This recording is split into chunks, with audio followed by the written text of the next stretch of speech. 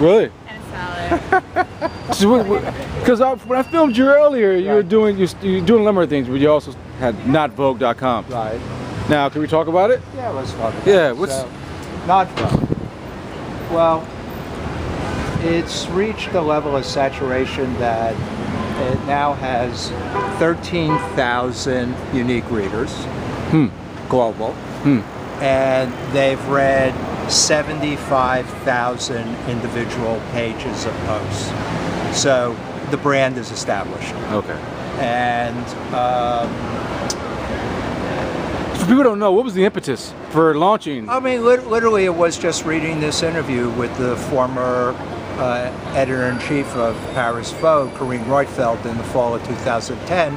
And a journalist asked her a very kind of simple, direct question, which was, how do you decide who gets into Vogue? And her answer was, you're Vogue or you're not Vogue. So I thought, 1,000 people in the world are Vogue, and 7 billion people on the planet are not Vogue. Whoa, yeah. So I'm yeah. more interested in 7 billion people and how they're moving through their individual lifetimes than those 1,000. Because those 1,000 are pretty much living, metaphorically in a birdcage. They're pampered pets, whether of corporations or their family heritages or, a little luck. Someone thought they were pretty or, something like that. And, what kind of feedback have you gotten? It's kind of interesting. Of the somewhat 13,000 people, I would say I've had, I don't even think 5. I think 5 people have emailed me and said, don't send it to me anymore, out of 13,000, okay? Whoa. And then I have about 20 people that email me and go, this is the most amazing thing I've ever read in my life.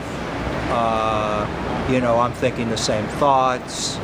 And then there's basically, that's only about 25 people. So basically 13,000 people are reading it. I think in most cases either being entertained or they're in disbelief. Yeah. And I guess the biggest disbelief, what does Anna Wintour, what does Vogue say? What kind of... Oh, they don't. They're silent.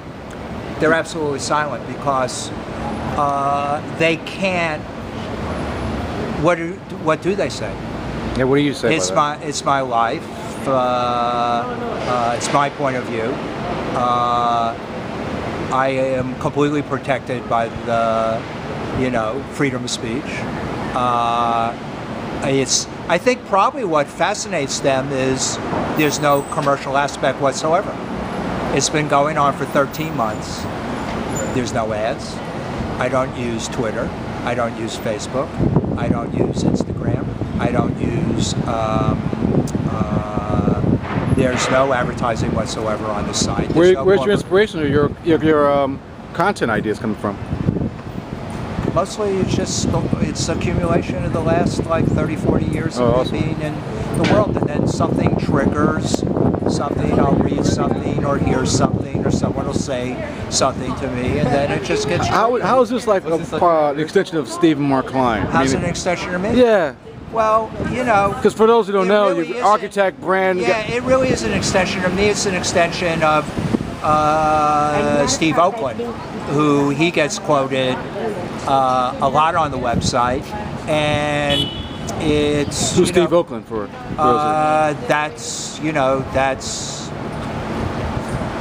He's a very private guy. Gotcha. He doesn't want to be known. Yeah. So is it Vogue or is it Vogue? Is it Vogue and others? Is it Vanity Fair and others? Well, again, for a second I did own NotVanityFair.com, and I still do own NotWWD.com, but they don't make any point. Vogue is a global word. Yeah. It's a globally understood point of view. it reaches across all age groups and all demographics and all nationalities. Yeah. And, I think currently there are 18 separate international editions of Vogue every month. And now 19. So that's well, it's not 19. The stepbrother. Evil twin.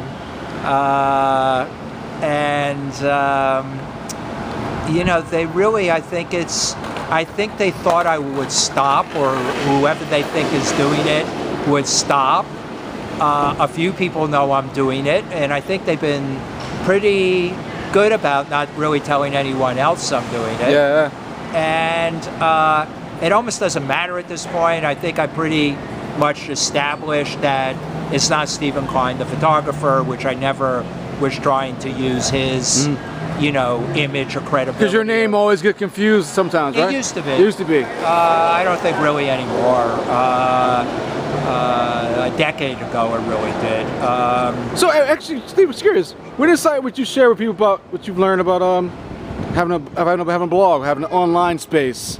Because you're doing it. Well, again, because this is not commercial, but there's no commercial goal, and I think most people are trying to figure out how to make money from their blogs. Yeah. Especially in the life and style categories.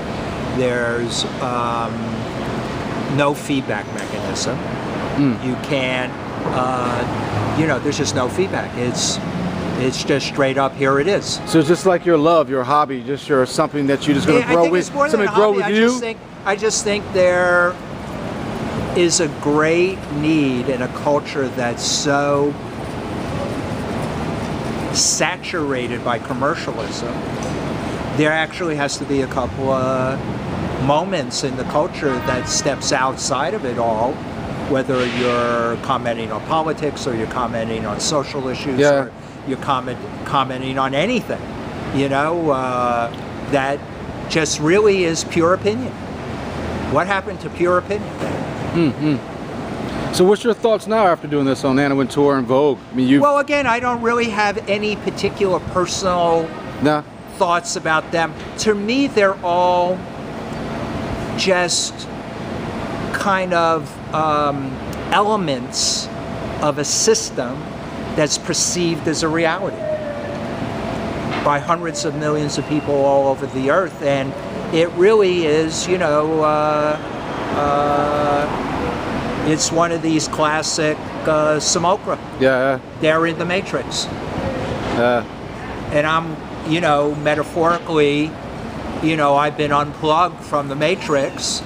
I'm still not feel going to say unplugged. I'm Neo, but I am one of, the Zion citizens. And maybe I'm the, the publicist for Zion. If they had a publicist.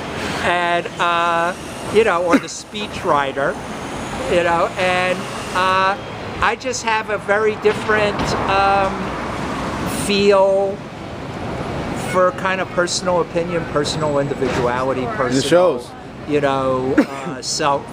sense of self, and theirs is a very kind of, from my point of view, antiquated. Can you see yourself having a printed version? Nah, there's no point to it. There's no point to have a printed version. It lives online. It has a nice sensibility online. Then you start getting into cost thing, and everything around it is free. The people that help me, everyone does it. There's not one single penny is exchanged. It's it really is an intellectual activity. Gotcha. Which show me another one. Show me purely intellectual activity. Yeah, you're right. I mean, the thing is, now we're getting into another subject. Well, how does it support itself? Well, in essence, everyone does something else to support themselves. And that's kind of like, I guess, the formula for these things. You do one thing. It's pretty interesting. And, then it frees you to really, if you're you have to do your research. You can't just like arbitrarily come up with these type of comments. Of course. You know, you have to have a basis for what you're saying. So you feel like you have a movement. You have a movement here. I think, however you want to phrase it. I think what it is it's a pivotal, a shift, some kind of a voice. There are a handful of people that I've met by them responding to what's going on in Navajo. A handful.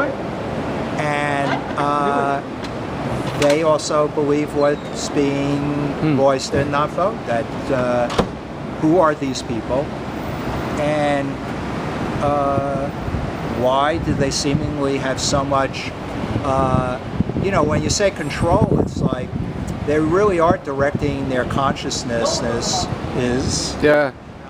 their time and their resources, their financial resources, and you don't really get much at the end of it. On your end, they get a lot. What do you really get?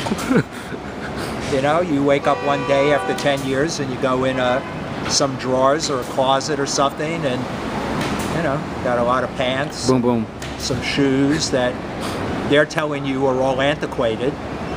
You know, that drop them off at the secondhand shop. You know, what do you really have at the end? And you know, I told someone the other day. I mean, for me, it's just the only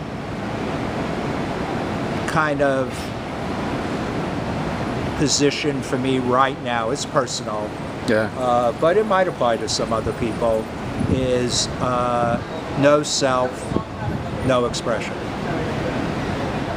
No self, no expression. Follow the clouds.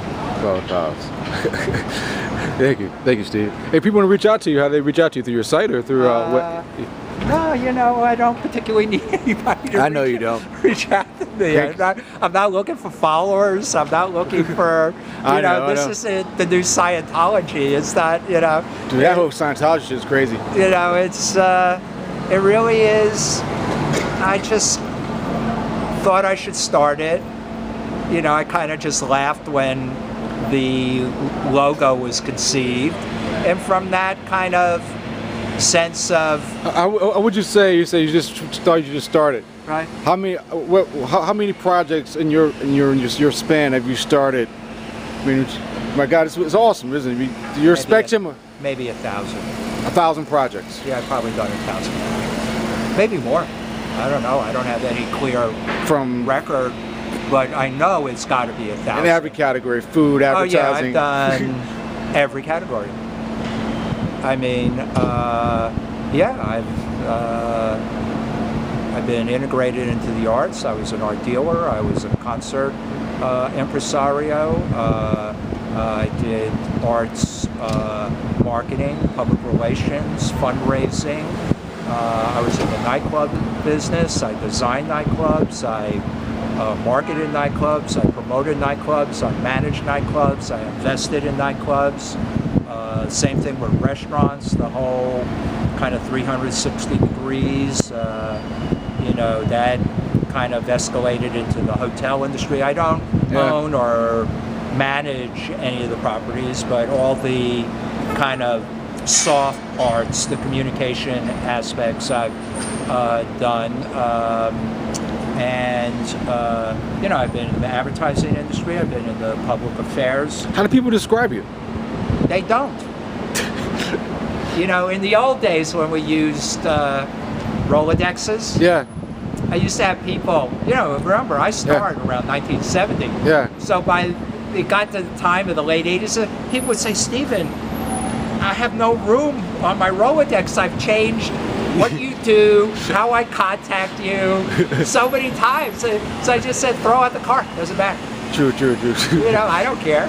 You know, it's more about me finding you than you finding me. I like that. You know, if I'm kind of interested, I'll kind of make some little bridge to you. I like I said, I'm not.